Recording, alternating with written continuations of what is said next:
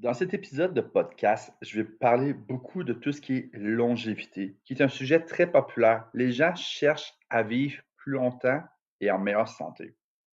Cependant, est-ce que ce qui se fait et ce qui se propose sur le marché en termes de produits et de services touche réellement la longévité?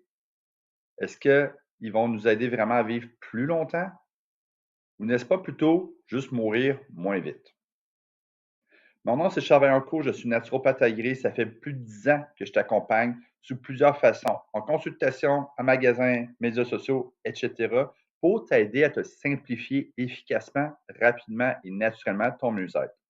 Je ne suis pas médecin, nutritionniste ou autre, donc c'est certain si tu as des conditions de santé ou si, en entendant ce que je vais te parler, ça t'amène à des réflexions, avant d'amener à des changements, assure-toi de jaser avec ton professionnel, voir si c'est approprié. Parce que le sujet de la santé, c'est un sujet qui est excessivement complexe. Il va y avoir mille et une raisons de pourquoi on peut tomber malade. Mais grosso modo, peu importe pas mal la racine du problème, on va souvent emprunter le même tronc, qui sont les grands processus pathologiques qui vont amener aux différentes feuilles qui sont différents diagnostics possibles. Ce que je veux dire par là, c'est que si tu n'as pas une super bonne alimentation, tu es stressé ici, ça, ben, ce que ça va faire, c'est que ça va amener éventuellement à des désordres nutritionnels. Exemple, des carences, des excès, des troubles nerveux, immunitaires, hormonaux, de l'inflammation, du stress oxydatif, des infections, des intoxications, etc. Donc, tout ça ensemble peut amener à différents problèmes. Puis, différentes situations que j'aime prendre en exemple, c'est de dire, quand tu as mal à la tête, tu n'es pas en carence de Tylenol ou de curcuma. Ça ne veut pas dire que tu ne peux pas prendre quelque chose pour te supporter face à cet inconfort-là, mais comprendre le pourquoi du comment va être beaucoup plus intéressant, surtout si c'est des problèmes récurrents et chroniques. Parce que si on regarde ça, quelqu'un, par exemple, deux personnes qui sont migraineuses, il va y avoir beaucoup de produits qui vont être allégués pour les migraines. De la coenzyme Q10, du romarin, de la grande camomille. Donc, c'est un peu dans la logique de, ben, tu prends du curcuma, du Tylenol si tu as mal à la tête. C'est un peu dans cette logique-là. Ça va aider beaucoup de gens. Mais l'affaire, c'est que ces deux personnes-là peuvent avoir tendance à des migraines pour des raisons complètement différentes.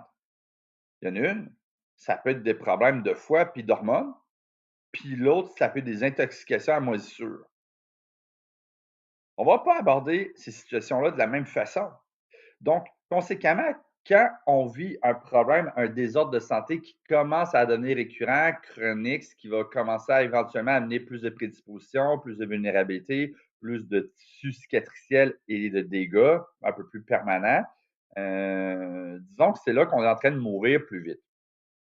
Et quand on regarde le milieu des suppléments en lien avec la longévité, par exemple, ce sont beaucoup les mêmes genres de produits. Ce sont beaucoup des produits en lien avec l'inflammation, la gestion du stress, les antioxydants. Puis ce sont souvent des études sur ces produits-là faites chez des gens qui ont déjà des problèmes pour voir, hey, voyez-vous, ça marche.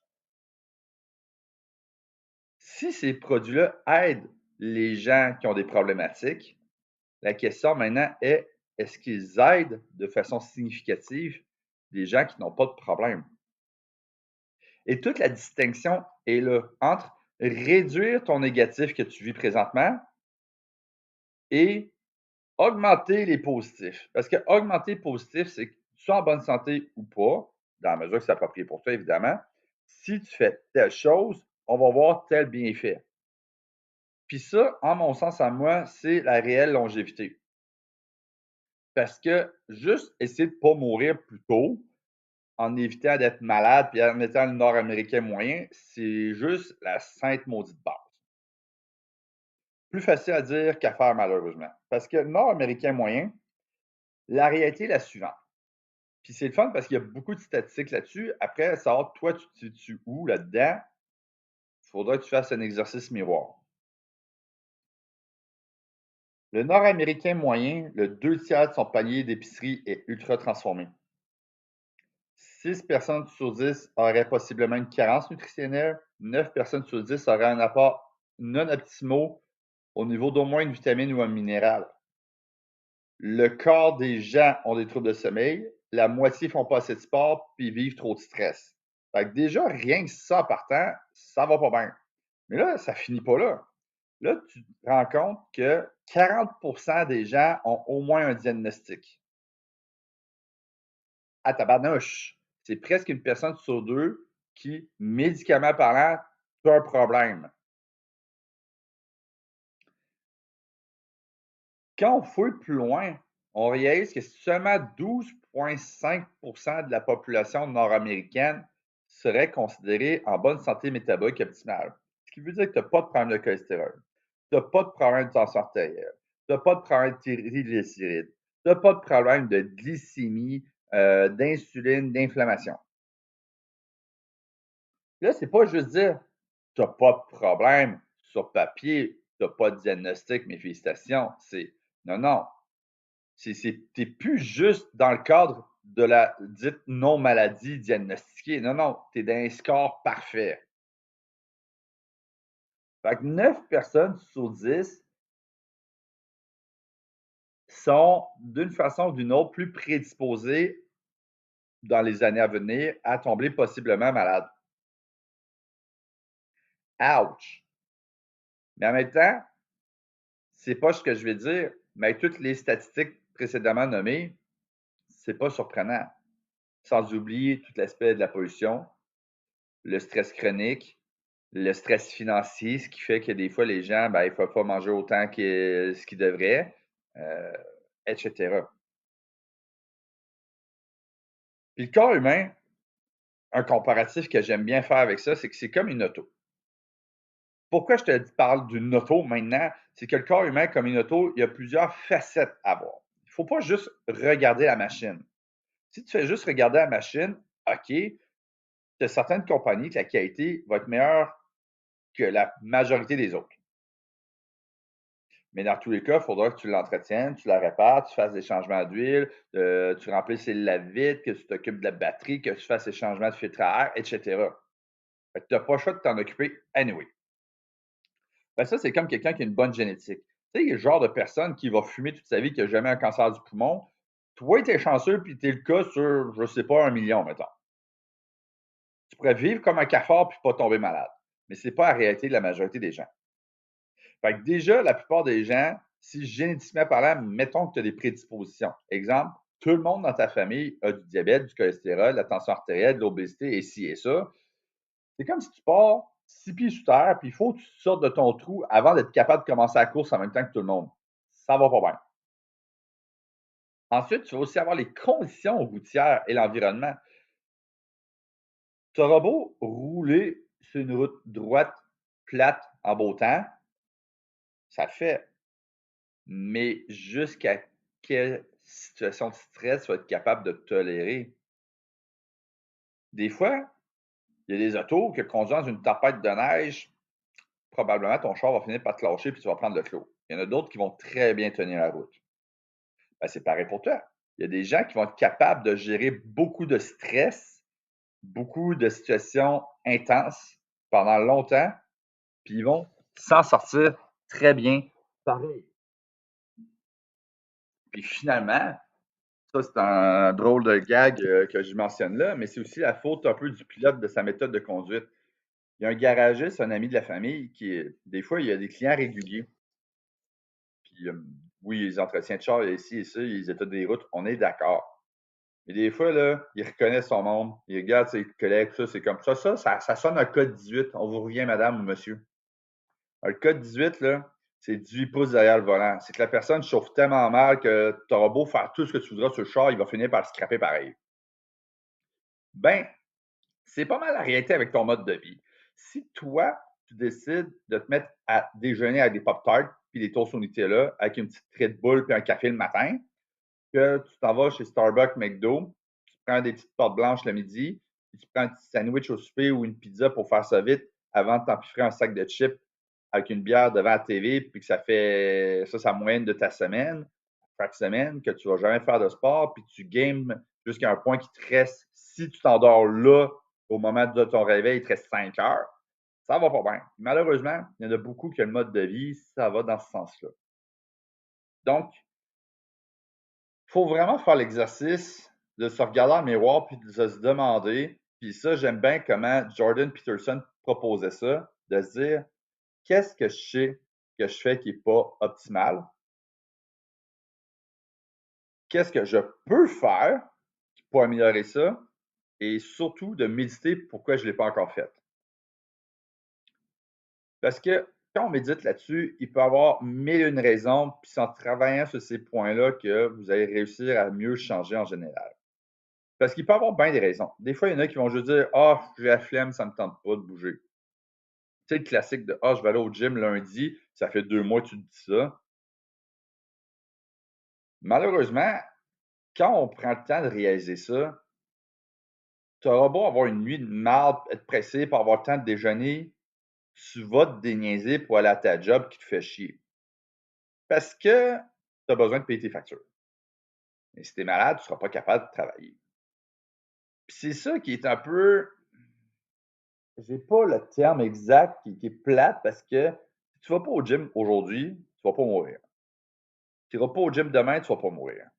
Mais va pas au gym pendant toute ta vie en buvant trop d'alcool, en fumant, en faisant de la drogue, en étant dans un milieu stressé, inflammé, etc. C'est sûr qu'à un moment donné, tu vas avoir des problèmes. Ben, c'est un petit peu ça. Mais quand tu fouilles plus loin, là, pourquoi du comment, tu n'agis pas, tu peux agir sur ces facteurs-là. Par exemple, il y a beaucoup de gens qui n'ont aucune structure, aucun plan. L'image que je vais te donner, c'est que tu vas au gym et tu fais n'importe quoi. Mais si tu fais n'importe quoi, tu vas avoir n'importe quoi comme résultat, c'est-à-dire pas grand-chose. Ou quelqu'un, mettons, que il ne sait pas investir de l'argent. Si tu dis que tu essaies d'investir, mais tu flambes à tout bout de champ le surplus que tu as, bonne chance d'investir. Tu sais, si tu n'as pas de plan, tu n'as pas d'analyse, tu ne sais pas où tu t'enlignes, c'est difficile de pouvoir t'aider. Il y en a pour qui c'est l'environnement social.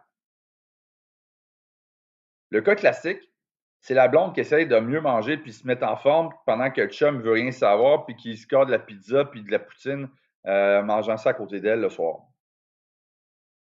Puis la raison pourquoi je te dis ça, en lien avec la longévité, c'est que beaucoup les gens vont essayer de se reprendre en main pour être plus en santé puis vivre plus longtemps, plus en santé. Jusque-là, l'idée est bonne. Bon, il va y avoir tous ces pépins, toutes ces limites que je viens de te mentionner là, mais ça s'applique également à toutes les compagnies qui ont des offres de produits et de services à t'offrir. Il va y avoir des limites à ça. Si je prends l'exemple d'un service, tu te dis, je vais aller voir un kinésiologue pour un plan d'entraînement adapté à mes blessures, mes objectifs pour me remettre en forme parce que ça va vraiment pas bien. Tu vas avoir un service personnalisé A1, tu vas avoir des bons résultats à condition que tu sois suffisamment fort, de façon adaptée évidemment, suffisamment longtemps et que tu ne lâches pas. Tu n'auras pas des résultats significatifs en 2 jours, ni en 2 semaines, puis un petit peu à peine en 2 mois. Donc, c'est long, c'est pénible, puis c'est coûteux. C'est ce qui fait que beaucoup les gens vont être attirés vers les produits. Parce qu'un produit, contrairement à un service, tu n'as pas besoin de te déplacer. Tu n'as pas besoin de renouveler à tout bout de champ. Donc, ça devient alléchant considérant qu'il y a beaucoup moins de facteurs limitants communs. Mais le problème avec les produits, entre autres les produits de santé naturelle, mais ça s'applique à tout. Je pourrais te parler de spa avec des lumières infrarouges, puis des lumières, des lunettes avec un filtre anti-bleu, etc. C'est rien contre tout ça, mais c'est tout le temps une question de à quel point chez qui ça va aider. Puis malheureusement, c'est quelque chose qui est problématique dans les suppléments. Parce que quand tu regardes les suppléments sur le marché, en lien avec la longévité, tantôt j'en ai glissé un mot, mais c'est pas mal tout le temps les mêmes gogos en bon québécois. Ça va être tout le temps des produits qui vont t'aider avec ton inflammation, avec ton stress. Ils vont t'apporter des vitamines et minéraux, tu ne vas pas carencer. Mais en dehors de cette base-là, entre guillemets, ça va être tous des produits hyper high-tech, aux grands noms sophistiqués qui ont de l'air vraiment incroyables, tout en lien avec des mitochondries, des gérosuppresseurs, des antioxydants comme du glutathion, du NADH, du NMN, etc. de ce monde. Mais sur quoi se base-t-on pour savoir l'impact sur la longévité de ces produits-là. La très grande majorité de ces suppléments-là, quand il y a des études, c'est basé chez des gens qui ont des conditions inflammatoires dégénératives chroniques. Si je prends par exemple la coenzyme Q10, qui est un antioxydant qu'on retrouve souvent dans les produits de mitochondrie puis comme antioxydant, dans les complexes.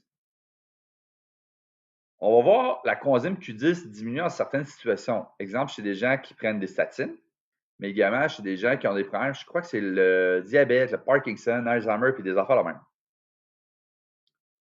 Fait que maintenant, en théorie, on voit que ces niveaux-là diminuent. Ça, c'est l'étape 1. L'étape 2, est-ce que prendre de la coenzyme Q10 dans ces situations-là va aider de façon significative? Dans certains cas, oui. Dans d'autres, moins. Ouh, OK, déjà, on vient de diminuer les allégations des compagnies en lien avec la longévité de prendre mon complexe antioxydant et tu vas vivre plus longtemps, plus en santé. Oui, mais non, peut-être pas, à moins que tu veux prendre 200 des fois par mois de supplément pour voir si dans 10 ans ça marche pour vrai ou pas. Il a la. Mais là, c'est la troisième étape qui est la plus dérangeante, c'est OK, mais moi, si j'ai pas de problème de santé, est-ce que je vais voir des bienfaits? Oh là là! Pour bien des substances, la réponse va être non. Parce que dans bien des cas, on va vouloir juste tout simplement couvrir la base. Dans le sens, si ça va bien, continue ce que tu fais. Assure-toi de ne pas avoir de carence d'excès nutritionnel, de bien dormir, d'avoir des routines de vie qui ont du bon sens, d'être heureux, d'aller au sport, de prendre du soleil, etc. et de continuer de même, de gérer du mieux que tu peux. Oui, il y a des affaires que tu vas pouvoir faire, mettons, mettre des filtres à eau pour éviter d'avoir trop de métaux lourds et de morceaux de plastique, des microplastiques, de nanoparticules et autres dans ton eau, par exemple. Nanoparticules, peut-être pas, mais plastique, oui, c'est ça. Fait que oui, il y a des choses que tu peux faire, mais tu n'auras pas besoin de mettre autant d'argent que quelqu'un qui est malade puis qui passe 6 pieds sous terre puis qui doit se sortir de cet état-là avant de commencer même à se demander bon, est-ce que je vais vivre maintenant plus longtemps, considérant que ça fait 20 ans que je suis malade puis j'ai probablement accumulé bien des dégâts. Fait que même si tu as quelqu'un qui est diabétique puis qu'il ne l'est plus, s'il a été pendant 15 ans, peut-être il va se retrouver à un état de santé entre guillemets normal, mais peut-être qu'il est aussi rendu avec des prédispositions, des vulnérabilités. Il faudra qu'il surveille ça pour voir. Donc, si je donne des exemples simples pour finir ça quand même bientôt, ce serait de dire, si toi, tu vis de l'inflammation chronique, tu vas peut-être vouloir chercher, entre guillemets, des anti-inflammatoires pour tamponner cette inflammation-là et éviter que ça se dégrade plus rapidement, que ce soit de la curcumine, de l'oméga 3 ou whatever. Mais si tu n'as pas de douleur, si tu n'as pas d'inflammation, si tu es en bonne santé, est-ce que rajouter de la curcumine dans le décor va avoir un impact significatif? Probablement pas. Ça, c'est vraiment de réduire un négatif. Mais augmenter en positif, voici deux exemples que j'aime bien. Les gens qui ont des chiens tendent à vivre plus longtemps. Autant que c'est des bêtes sur pattes, plein de poils et plein d'amour qu'on va aimer, qui va avoir porté plein de bonheur à notre vie. Mais concrètement, c'est surtout que les gens qui sont des propriétaires de chiens marchent à tous les jours. Et le fait d'augmenter ton activité physique améliore ta santé globalement et réduit la mortalité. Donc, les gens qui vont acheter plusieurs stacks de suppléments de longévité parce que ça les interpelle, mais qui continuent à boire de l'alcool parce que, ben là, il faut bien vivre à un moment donné et être heureux, ton alcool a quand même pas mal d'impact, même une consommation par jour sur le long terme. Puis si tu étais vraiment enclin, ben tu ne serais pas sédentaire non plus, tu irais marcher tous les jours. Puis s'il faut que tu ailles sortir un chien de la SPCA pour y sauver la vie puis les rendre plus heureux puis que ça te fasse marcher, ben go for it. Tu vas avoir des bienfaits. Puis ça, c'est que tu sois malade ou en santé. Bon, malade, on s'entend, il faut le dire, allez voir un kinésiologue, un médecin pour voir si c'est approprié, on est d'accord. Mais déjà, de dire, va prendre des marches, ça a des bienfaits pour toi. Au niveau des suppléments, c'est plutôt rare les produits, entre guillemets, qui ont un réel impact préventif, même chez les gens en bonne santé. C'est souvent des approches plus de traitement, entre guillemets. Oui, tu peux les avoir dans le décor pour avoir plusieurs bienfaits X, Y, Z face à plusieurs situations, mais un exemple quand même assez bien établi, ce sont les fibres. que ce soit au niveau alimentaire ou en supplément ou tout ça ensemble, il y a une très grande richesse de littérature scientifique en lien avec les fibres. Les fibres, grosso modo, c'est quelque chose que si tu n'en as pas, tu ne vas pas mourir d'une carence nutritionnelle. Ce n'est pas un essentiel proprement dit. Mais les gens qui mangent plus de fibres, leur santé digestive, cardio-métabolique, immunitaire vont mieux et la mortalité diminue. Le Nord-Américain moyen a de la misère à manger 10 grammes de fibres par jour, puis établi sur des études, je pense qu'il faisait plusieurs groupes à coup de 5 ou 10 grammes d'augmentation pour comparer. Les femmes devraient consommer 28 grammes par jour, puis les hommes 35. Puis ils voient qu'effectivement, il y a une diminution de la mortalité, puis de la santé, ça va mieux, globalement parlant. Donc, à moins que tu aies des situations de santé particulières, genre, tu as pris trop de psyllium, puis tu ne bois pas assez d'eau, puis tu fais une occlusion, là, je veux dire, on ne parle pas de ça ici. Il faut que ça soit quand même une bonne santé globale, que tu bois suffisamment d'eau. Puis si tu as des conditions de santé digestive qui font que certaines fibres, tu tolères moins bien que d'autres, ben va-t'en sur les autres. Mais overall, les fibres, tu vas avoir plein de bienfaits. Donc, c'est tout le temps de voir t'es où dans ta situation pour savoir prioriser ce qui va avoir le meilleur retour sur investissement en termes de résultats. Parce que si tu mets de l'argent à 200 sur des suppléments genre de coenzyme Q10, puis des NADH, puis de glutation, puis de ça, mais ça va bien ta vie, est-ce que tu vas vraiment avoir un impact, sauf payer excessivement cher à tous les mois parce que ça coûte cher, ces suppléments-là? Par contre, si tu reconnais avoir certains types de problèmes, exemple des problèmes de sommeil, il y a certaines substances considérées des produits de longévité qui pourraient, entre guillemets, possiblement t'aider, genre de la mélatonine. La mélatonine, surtout chez les travailleurs de nuit, les gens qui ont des cycles circadiens débalancés ou qui ont beaucoup de jet lag, si tu réagis bien et tu tolères bien la mélatonine, non seulement ça va avoir des impacts antioxydants et super intéressants au niveau immunitaire, si ça t'aide à dormir, parfait. Mais là, c'est parce que tu réduis ton négatif.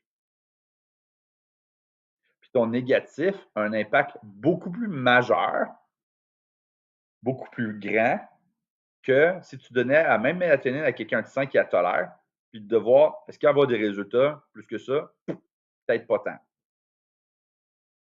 Fait que quand tu as un problème, essaie, entre guillemets, de gérer ton problème. Fait un exemple que je pourrais te dire comment penser, c'est que si tu veux essayer de vivre plus longtemps en bonne santé, pose-toi comme première question, comment je peux faire pour moins mourir plus vite? Donc, c'est-à-dire mourir moins tôt. Déjà, si tu reconnais certaines réponses, travaille là-dessus. Quand tout ça sera fait, puis tu vas être en bonne santé, puis tu n'auras pas de problème, X, Y, Z, là, tu vas te poser question, qu'est-ce que je peux faire de plus? Puis de fouiller, est-ce qu'on a plus d'informations, de réponses à ce sujet-là? Parce que les produits de longévité qui vont t'aider à vivre supposément plus longtemps et en meilleure santé, surtout l'aspect plus longtemps qui me chicote ici, il n'y a pas tant d'évidence scientifique que ça. Peut-être dans 10, 20, 30 ans, on va le savoir. Puis là, tu vas peut-être rire jaune en entendant ce que je veux dire là, mais peut-être tu vas avoir le temps d'être dans ta tombe avant même qu'on sache s'il y a quelque chose qui ne marche pas.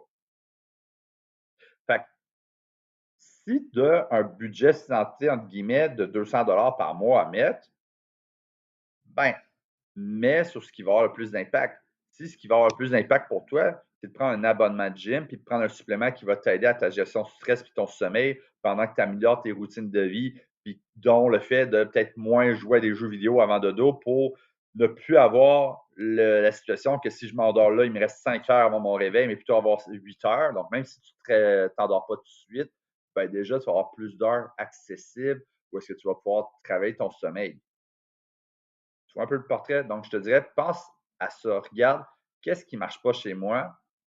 Regarde qu'est-ce que tu peux faire pour ça.